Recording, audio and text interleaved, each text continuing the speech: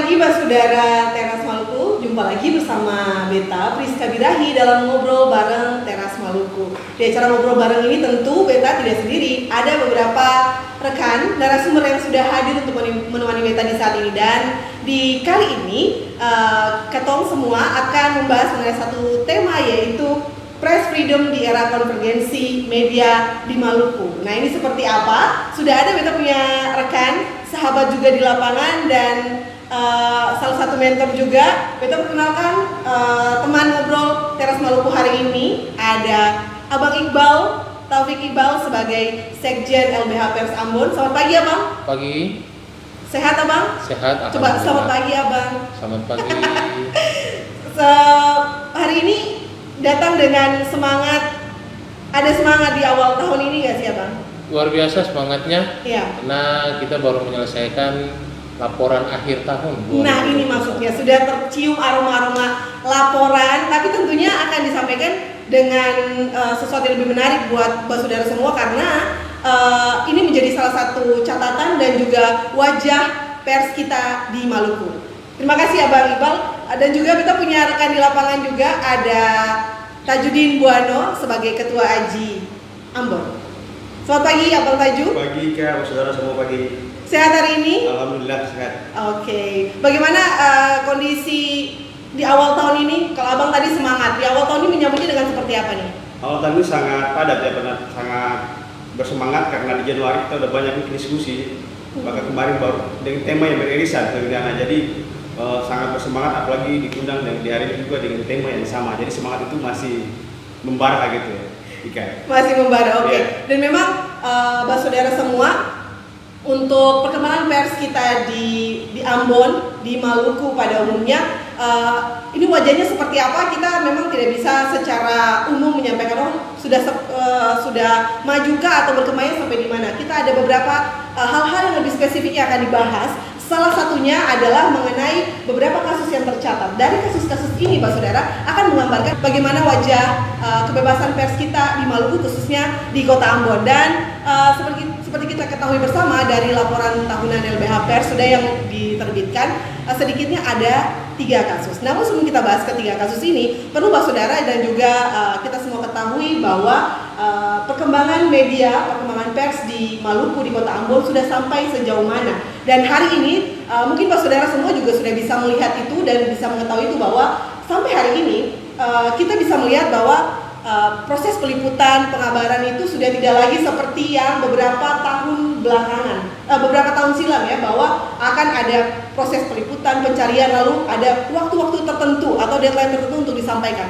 Sekarang saudara ya, dan juga Iqbal dan juga Abang Taju, di mana saja, kapan saja kita sudah bisa menyiarkan. Tidak hanya citizen jurnalis atau masyarakat, tapi jurnalis pun dari beberapa media tertentu sekarang mereka sudah mulai mengkolaborasikan, atau kita sebut dengan konvergensi media saat ini, bahwa dimanapun sudah bisa live, bahkan tidak ada proses lagi ya Abang Taju, Abang Iqbal, untuk kayak seperti pulang ke redaksi, ke kantor, kita ngedit. Memang itu ada, tapi juga sudah dikombinasikan bahwa sudah bisa live di mana saja, kapan saja, dengan siapa saja narasumbernya. Dan hal ini, satu sisi kita melihat itu sebagai kecepatan yang baik ya, bahwa masyarakat dan halayak ramai sudah bisa mengetahui apa-apa saja yang ditemui jurnalis lapangan, bukan begitu ya Taju? Tapi apakah itu juga ada implikasi, ada resiko-resiko di balik itu? Tentu ada, dan hari ini kita akan membahas dan melihat itu. Dan Beta mengajak Taju, kawan Taju yang memang lebih banyak juga di lapangan, dan sebagai salah satu ketua AJI juga banyak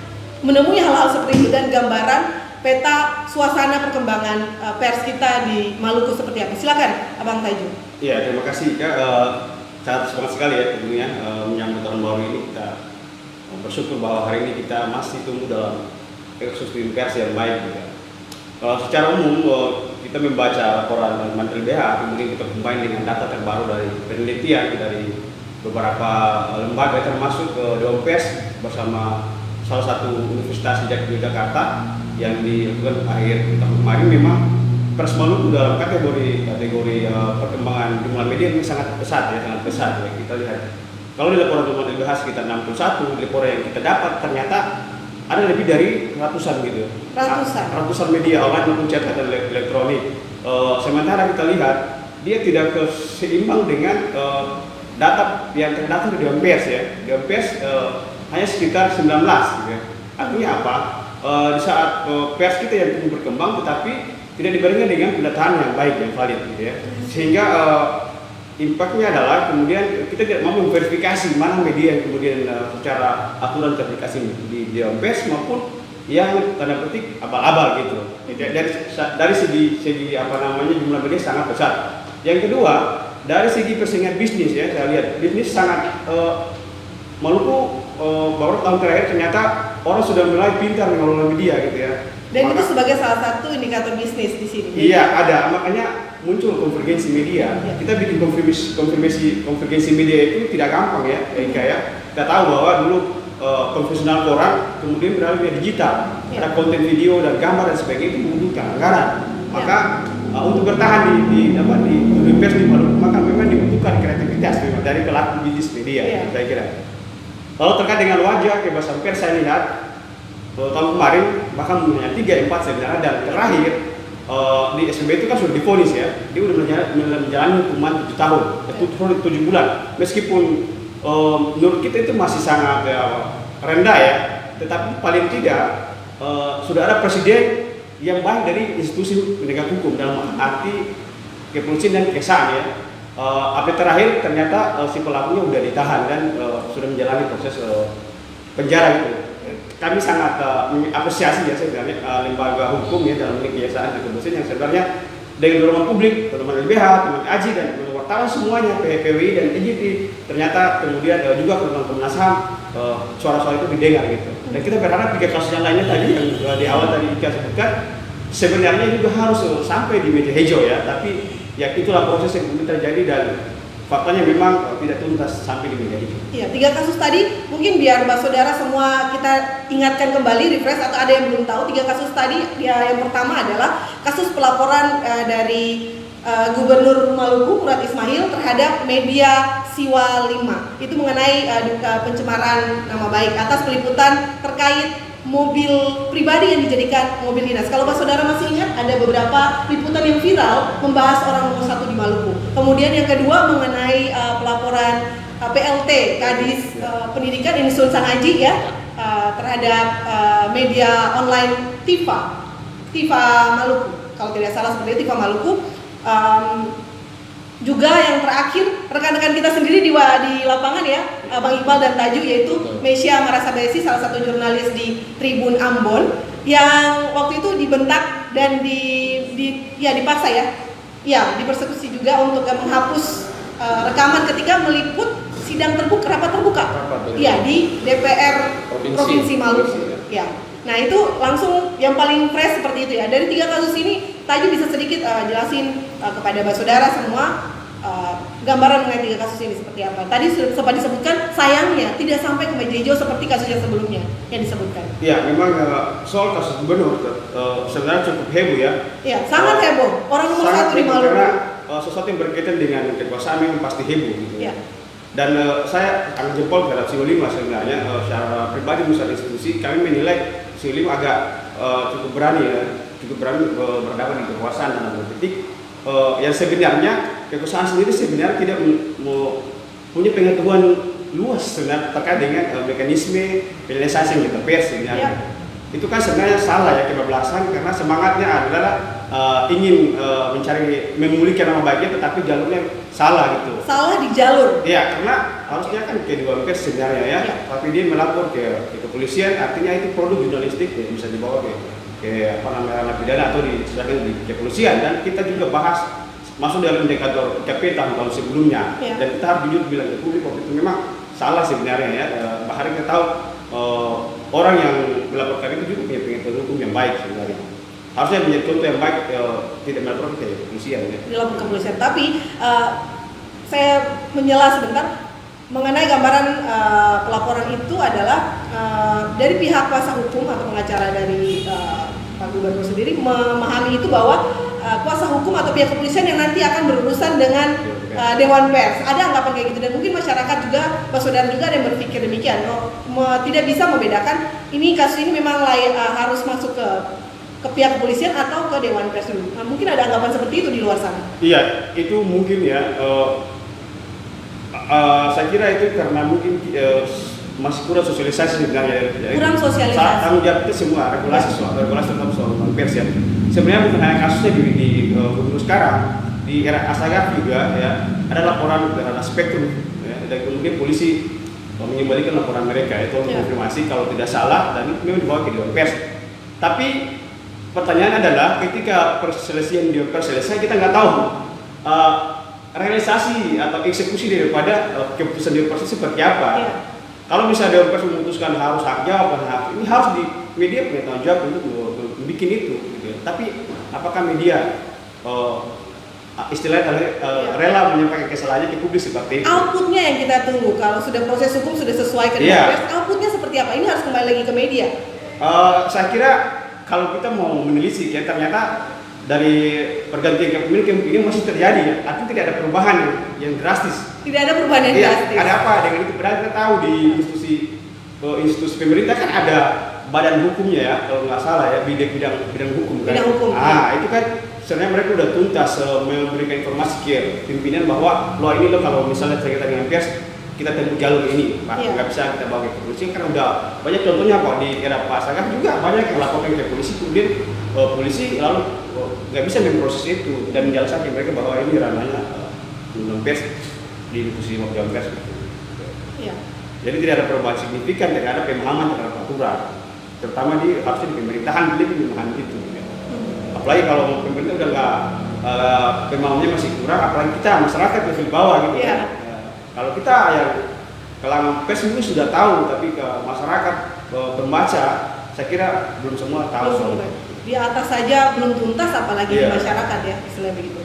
Nah kalau tadi itu mengenai apa kalau dari pihak pemerintah sendiri yang melaporkan jurnalis atau medianya. Nah di kasus yang terakhir yang baru-baru saja nih ya Tribun yaitu yang menimpa Mesya Marissa Desi itu berkebalikan malah dari jurnalisnya sendiri yang melaporkan salah satu anggota dewan ya yang membentak dan juga meminta menghapus. Nah ini pada waktu menangani atau mengadvokasi kasus ini seperti apa yang pendekatan seperti apa yang digunakan atau yang dilihat Tanjung? Ya, jadi memang waktu itu kita sempat bikin pertemuannya dengan LBH Pers dan juga teman-teman IJTI waktu itu. Waktu itu kita selain mempressure di media masa Dewan Pers sendiri ya waktu itu menuntut agar meminta maaf secara publik bukan terhadap biasanya ya terhadap institusi pers dan juga masyarakat pers ya. Masyarakat pers ada kita semua wartawan tapi kemudian sepertinya tidak diindahkan oleh pimpinan dewan waktu itu. Dia hanya menyampaikan permintaan maaf pada kesempatan yang kebetulan ada orang bikin wawancara gitu ya, semacam sangat terbatas dan teman Tribun juga tidak dihubungi. Lalu kita mengadvokasi kasus itu tapi harus dikatakan bahwa dengan perjalanan tidak tuntas ya dalam berbagai pertimbangan sebenarnya. Dan saya kira nggak enak juga kita sebutkan di sini ya, tapi secara garis besar tidak tuntas dalam arti bukan kita berniat untuk tidak melanjutkan, tetapi beberapa faktor yang kemudian tidak bisa kita lanjutkan karena di DPR sendiri sampai dengan saat itu juga belum punya misalnya regulasi terkait dengan kode etik Dewan Pers, anggota dewan. Ya, kalau kita mau sarannya adalah soal etik mereka memang kita nggak bisa dapat waktu itu.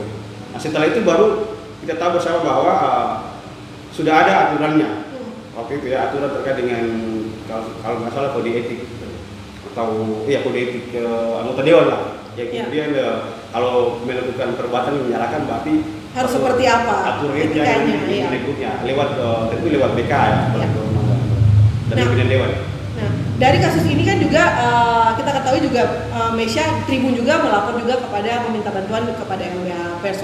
Nah, Abang Iqbal sendiri ketika tadi sudah menjelaskan bahwa pada prosesnya ini wartawan ini ibaratnya kita mencari bantuan terhadap perilaku yang dilakukan oleh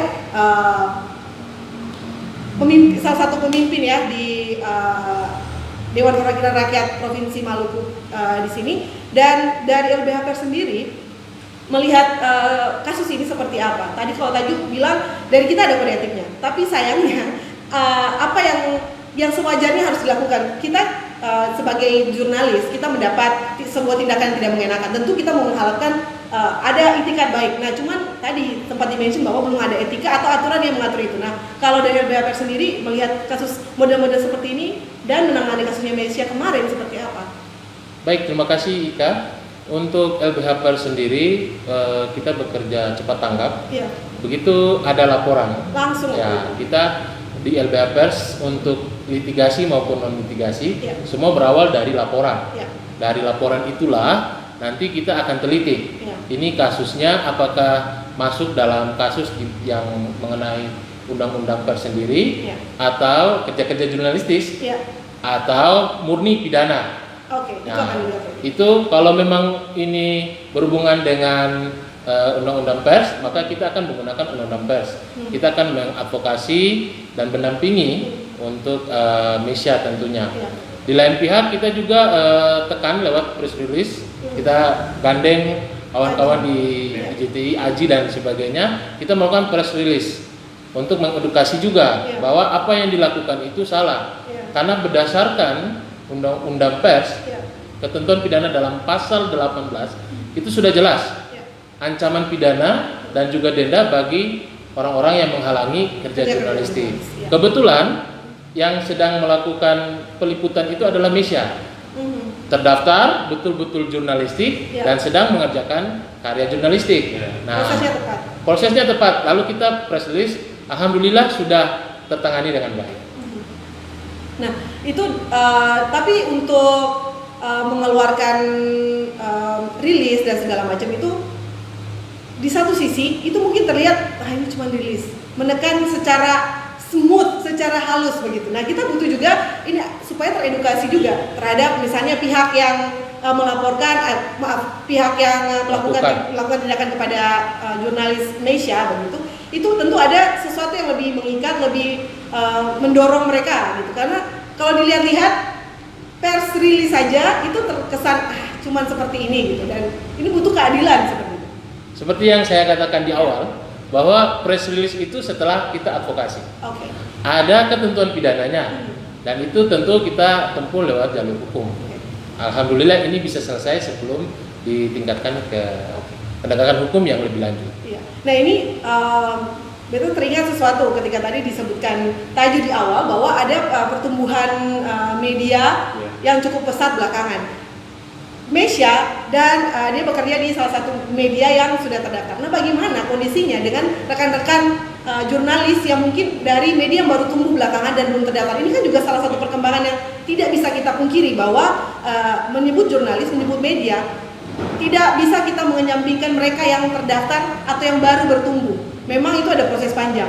Dalam sepanjang beberapa bulan terakhirnya 10 bulan, kalau tidak salah sekitar 58 media yang bermunculan, yang baru tumbuh. Itu berarti soal dia punya administrasi terdaftar dan segala macam itu membutuhkan waktu. Mungkin bukan belum atau tidak, tapi membutuhkan waktu. Bahkan yang saat ini saja ya yang sudah terdaftar, saudara semua ada 11 media atau 19 ya yang sudah terverifikasi ya. Iya, sekitar 11 yang terdaftar di Dewan Pers terverifikasi, dan yang terverifikasi administrasi dan faktual hanya 3, sedangkan 9 itu baru sebatas terdaftar. Nah, seperti ini bagaimana pendekatannya atau advokasi yang dilakukan kepada jurnalis atau media-media yang baru tumbuh yang banyak sekali?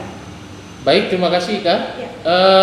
Memang diamanatkan oleh Undang-Undang Pers bahwa jurnalis ataupun karya jurnalis itu harus yang terdaftar. Ya. Untuk jurnalisnya sendiri harus terdaftar di organisasi jurnalisnya. Ya. Kemudian dia memiliki perusahaan media dan terdaftar. Nah, kita bergerak di era yang sekarang yang memang semua serba cepat dan ada perpaduan antara computing sama telekomunikasi yang begitu pesat. Nah, tidak menutup diri LBH Pers bagi yang baru tumbuh, selain kita melakukan edukasi lewat teman-teman di organisasi media untuk lebih membackup kerja jurnalisnya supaya lebih bertanggung jawab, kita menerima karena mereka melakukan kerja jurnalistik yang dilindungi oleh Undang-Undang Pers. Jadi bagi media-media atau jurnalistik yang baru tumbuh, jangan khawatir selama perjalanan untuk mengusulkan verifikasi di Dewan Pers, ketika menjalankan, saya tekankan, ketika menjalankan kerja-kerja jurnalis dan sesuai dengan etika jurnalis, kami siap mengadvokasi. Nah ini yang perlu diketahui ya, menjalankan kerja jurnalis itu akan dilindungi. I mean ada beberapa jurnalis juga yang beta temui di lapangan itu memang ada sedikit kurang percaya diri ya Taju ya mengenai apa yang mereka lakukan. Mungkin karena itu ada dia baru tumbuh perusahaannya, atau Taju sendiri punya pandangan seperti apa nih? Iya, oke ya, terima kasih. Itu tadi, jadi kita bicara harus kompleks gitu ya. Ekosistem pers kita harus bicara komprehensif gitu ya. Semangat teman-teman bikin media baru kan semangatnya kebebasan ekspresi ya, sebenarnya yang sudah dilindungi secara internasional ya. Dari kebebasan ekspresi kemudian orang bikin media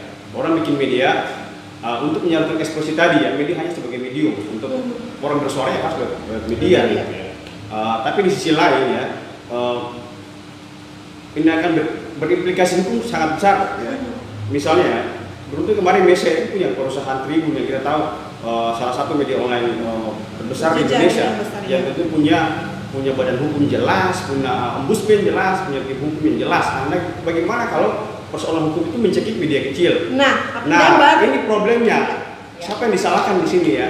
Kita tentu tetap organisasi profesi pers ya, tetap memperjuangkan, bahkan jangan hanya teman-teman media, kita juga di AJI mungkin Kak Insani juga pasti tahu memperjuangkan pers mahasiswa masuk di dalam konstitusi kita. Artinya apa? Kita memperjuangkan kebebasan mahasiswa itu secara betul-betul kita perjuangkan. Tetapi tadi harus dibarengi dengan apa? Dengan pelatihan minimal jurnalisnya mengikuti UKJ dulu lah gitu lah, sebelum bikin media. Karena kalau terkait kasus hukum itu agak susah kita mau menyalahkan siapa gitu ya. Dan banyak kasus seperti itu.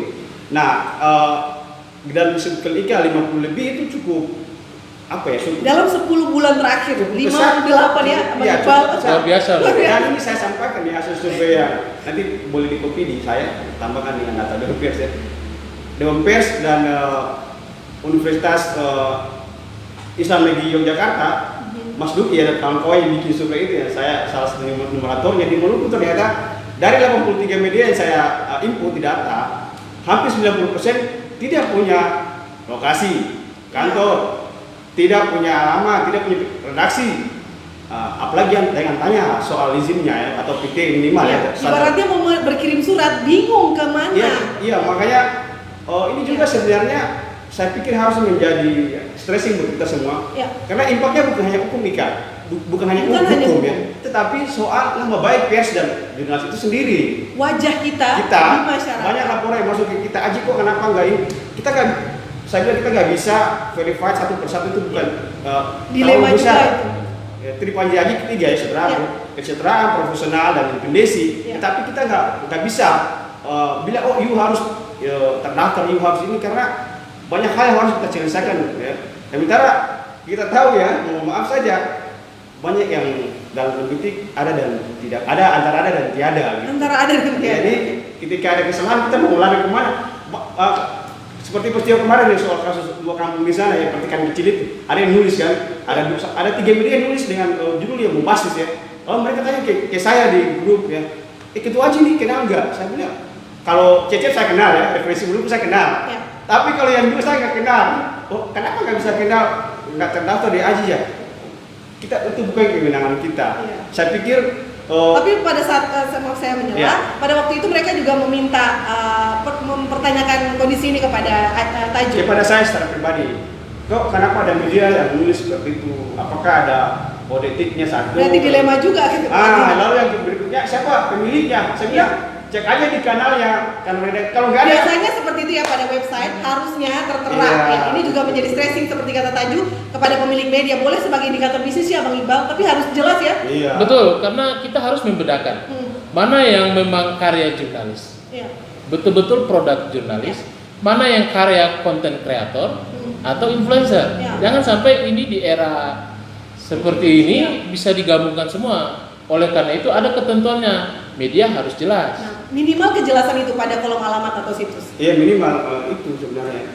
Saya mohon maaf, saya memperbaiki sedikit data teman LBH. Jadi saya baca tadi mas saya dapat ininya, ternyata Amex nggak masuk, nggak apa-apa ya, belum maaf.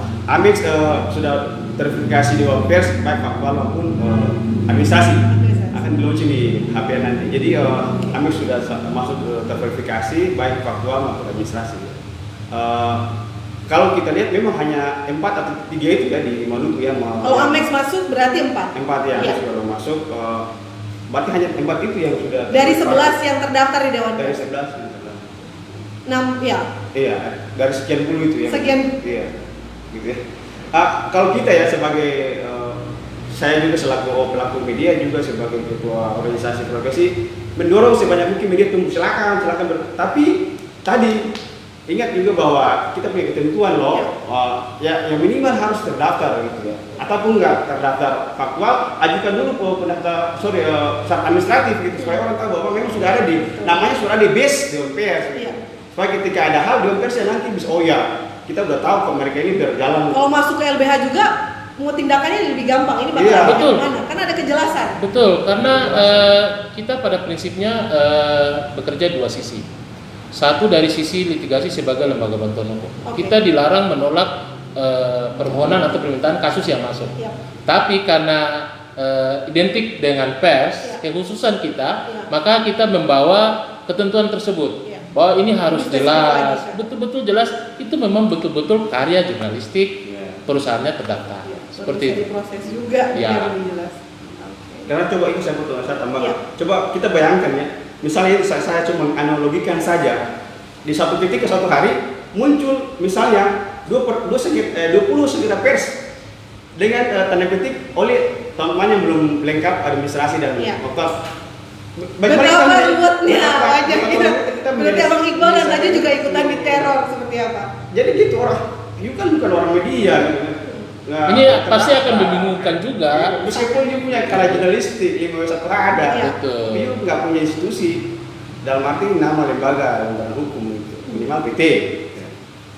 Jadi kalau ya saya hanya menjelaskan kepada orang kalau menyatakan seperti itu kebebasan pers, tetapi memang kita juga harus mewajibkan untuk mendaftar ke pers dan juga membuat badan hukum. Gitu. Ya, karena ketika tadi kelengkapan sudah tidak ada, lalu kita lihat lagi, kita balik lagi mundur ya, perkembangan kalau saat kita melakukan pekerjaan jurnalistik misalnya, lalu ada kebutuhan atau tuntutan dari redaksi atau dari perusahaan kita untuk misalnya kayak meliput secara live itu sudah pasti sangat beresiko ya. Yeah. Kita saja sebagai ibaratnya netizen atau konten kreator yang live di lapangan, ketika kita berbicara, mengobrol atau mengajak rekan-rekan kita, itu sulit tersaring, bukan begitu Taju dan Bang Iqbal, bahwa apa yang kita sampaikan itu tidak bisa tersaring dan fungsinya di mana, filternya di mana, ketika sudah sampai di halayak ramai ini nanti seperti apa, terus nanti proses hukumnya akan jadi lebih panjang. Mungkin Abang Iqbal sedikit punya pertimbangan dan juga Taju pertimbangan mengenai proses seperti ini, biar kita juga bisa tahu selain jurnalisnya, tapi juga masyarakat juga bisa lebih tahu sampai seperti apa dan gambaran mungkin tadi ya. Kalau dari penjelasan tadi kita bisa melihat bahwa cukup ruwet menjadi seorang jurnalis. Tidak hanya serta-merta sudah bikin saja media, beli domain dan segala macam, ternyata ada rentetan panjang, ada pertanggungjawaban karena ini menyangkut profesi, betul. Nah, seperti Bang Iqbal mungkin bisa sedikit gambaran mengulas kepada kita semua. Kalau udah sampai seperti itu, gimana? Terima kasih Ika. Ya. Ini intinya, ini poinnya. Saya tekankan sekali lagi, ini intinya, ini poinnya. Kenapa? Karena kita berhubungan dengan yang live. Saya sesuai dengan pertanyaannya yang lain. Kalau dilihat dari sisi hukumnya, Iya. itu kita terikat dengan 3 aturan yang berbeda. Yang pertama sudah pasti Undang-Undang ITE. Yang kedua Undang-Undang Pers kalau menjalankan fungsi karya jurnalistik. Yang ketiga itu Undang-Undang Pidana yang KUHP itu masih terlibat juga, terkait juga. Nah, makanya itu ketika ada kejadian apalagi live, aparat penegak hukum pasti akan bingung menggunakan yang mana. Apakah undang-undang pidana murni terkait pencemaran nama baik atau perbuatan pidana lainnya, ataukah menggunakan undang-undang ITE, ataukah menggunakan undang-undang pers. Walaupun ada asas hukumnya lex specialis, tapi pada kenyataannya pilihan dari orang penegak hukumnya mau menggunakan yang mana. Nah, di sini LBH Pers berperan penting. LBH Pers tidak bisa berdiri sendiri. LBH Pers membutuhkan dukungan bukan saja dari rekan-rekan media, tetapi juga dari stakeholder. Pemangku kebijakan bisa mengedukasi pemangku kebijakan, kemudian dan paling penting adalah aparat penegak hukum. Supaya kalau kejadian seperti ini, apalagi live, kebanyakan kasus yang ditangani kalau live dan disebarkan lewat konten digital, paling banyak menggunakan undang-undang ITE. Kenapa tidak menggunakan undang-undang pers? Seperti itu. Makasih Kak. Oke, kalau terima kasih Pak Iqbal. Kalau tadi sendiri? Itu bentuk kriminalisasi terhadap pers ya. Bentuk kriminalisasi terhadap pers. Tapi itulah kelemahan konvergensi ya yang disebut dari awal tadi memang konvergensi bikin kita harus live gitu ya. Live supaya salah satunya live di YouTube, live streaming dan sebagainya. Tapi kita harus menjaga, memagari diri kita dengan memfilter sedini mungkin ya kemungkinan yang menyebabkan terjadi kekerasan. Kalau kita lihat kasus-kasus banyak terjadi di Indonesia, misalnya kasus Metro TV tadi, ketika orang demo itu kan soal kasus di Jakarta, kita tahu lah dinamika politik Jakarta kan dia kemudian akhirnya menjadi korban gitu ya. Dan tidak menutup kemungkinan di sini juga mungkin saya terjadi ya ketika apalagi di momentum politik ya, you live dan bilang bahwa salah satu calon berpeluang kalah, tiba-tiba muncul timnya, itu bisa dipukul kali tuh. Makanya itu harus kita netralisir dari sedini mungkin agar tidak terjadi ya. Lebih baik mencegah daripada kemudian kita mengobati. Dalam arti kalau misalnya media sudah mengambil bisnis yang konvergensi tadi, yang juga dengan harapan agar bisa mendapat pundi-pundi omset dari itu, maka tanggung jawab bos-bos mereka ya, saya bilang bos-bos sajalah, bos mereka adalah membekali jurnalisnya dengan etika dan sebagainya, terutama safety journalism, apalagi di lapangan ya. Tentu kita akan sangat berpotensi ya, mendapatkan kekerasan baik secara verbal maupun secara fisik, apalagi kalau kasus-kasus demo kan kita korupsi. Sangat potensial sekali. Ya. Kita punya pengalaman banyak lah, kantor kami pernah diseruduk gitu ya, banyak kali ya. Bahkan saat ini saya juga belum senang dengan oknum itu ya, tapi nggak usah disebut namanya. Curhat, Mbak Saudara. Ya, jadi memang sangat betul nih kayak bilang. Makanya saya kalau di setiap momentum saya itu selalu membuka isi perut pers supaya seluas mungkin supaya publik tahu bahwa pers itu kerja seperti ini loh. Kita menjalankan misi Nabi dalam hal ini kontrol sosial, tapi jangan lupa bisnis juga penting. Ini yang perlu diketahui publik kita. Agak berat kita wartawan ini. Ya. Sangat terlihat dari intonasi berbicara Abang Tayu juga sangat berat. Ya, berat sekali kita jadi wartawan kalau ketika kita dihujat, saya bilang kita kan kartu keras aja lah gitu. Ya kalau level apalagi level reporter ya, mohon maaf ya pasti mereka tiap hari kalau level pimpinan kayak saya dan beberapa teman yang udah redaktur atau polip atau repel itu kita tinggal santai tulis, tapi kalau di bawah ini yang menjadi garda terdepan masih sangat potensial terkontaminasi dengan emosi, jadi lingkungan. Ini saya kira masyarakat buku juga harus memahami kerja pers itu seperti apa ya. Supaya ketika ada kita ini kesalahan ketik saja ya, maaf tadi demo kita pokoknya dihardik macam-macam, tapi 90%-nya nggak dinilai, 99%-nya nggak dinilai, hanya 1% yang salah ketik itu. Ini bukan kita meles gitu ya. Tapi memang inilah kesempatannya, silakan. Masyarakat harus cerdas dan kritis membaca dan memahami cara kerja media gitu. Pandemi kemarin saya bilang gaji kita dipotong ya, disebut juga dalam laporan ya. Iya betul, itu dalam laporan tahun ini juga mention ya. Ya untung kita hanya dipotong gajinya. Beberapa kemudian kolaps dan mohon maaf. Itu bukan untung, justru itu sesuatu yang tanda-tanda bahwa ya dalam pandemi kita masih bersyukur lah gitu. Kita masih bisa makan. Tetapi di Jakarta di Meluku kan kaya nggak ada PHK ya, tapi Jakarta Ambon ada ya? Ainus TV. Ainus TV. Salah satu alasan ditutup ya. Kalau Mbak Saudara masih tahu Ainus TV yang di belakang Gong Perdamaian. Betul. Nah ini kamu publik nggak tahu.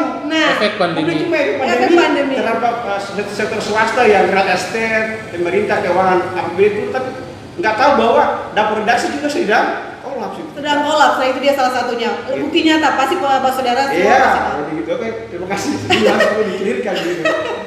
Jadi memang ya salah satu yang disebutkan juga oleh Tajuh dan Abang Iqbal tadi adalah mengenai kesiapan media. Kita di era konvergensi saat ini, salah satu indikatornya media jurnalis juga ada mengerjakan proses live di lapangan itu ada hal baiknya mengenai kecepatan. Kita menyampaikan kepada saudara semua menerima dengan cepat, tapi ada risiko yang harus kita tanggung, dan itu udah risiko kerjaan berat ya juga untuk LBHP dan juga untuk Aji. Ketika itu ada kekeliruan, kesalahan atau salah pilih narasumber, itu sangat berbahaya dan berisiko. Tapi itu semua bisa terjadi karena di era ini apapun bisa terjadi. Karena itu perlu, kata Tajud ya, perlu memahami juga isi perut, isi dapur dari proses atau kerja-kerja jurnalistik di lapangan. Dan untuk diketahui juga, ini kabar baik walaupun tadi banyak keluh kesah dari dan saya rasa juga Bang Iqbal tidak sangat banyak ya keluh kesah itu juga masuk ke LBH Pers dari teman-teman jurnalis. Pasti. Sangat banyak.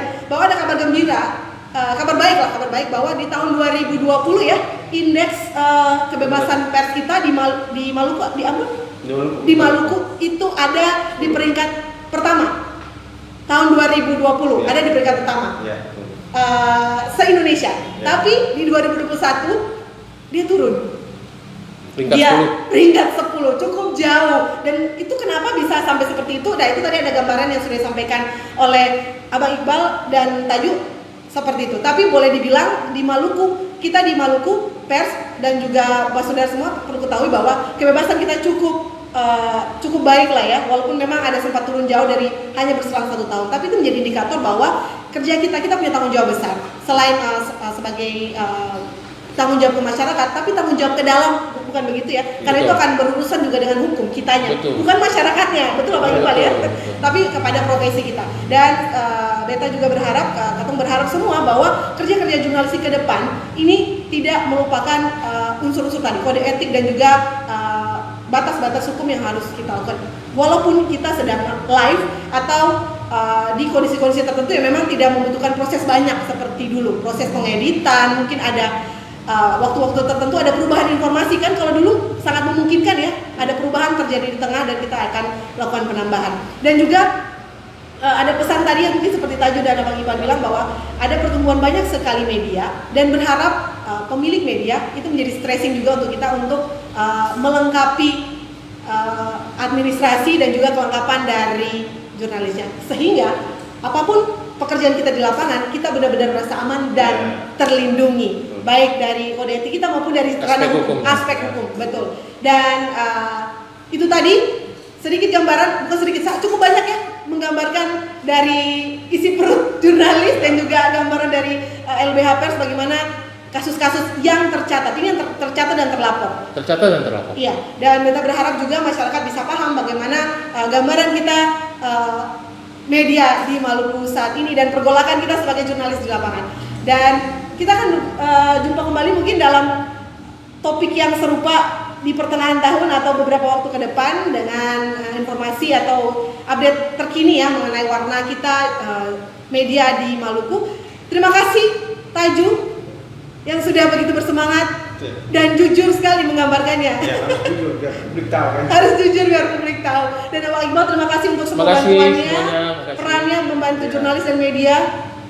Terima kasih banyak. Terima kasih. Dan Pak Saudara, terima kasih atas kebersamaan dengan Katong bertiga di hari ini.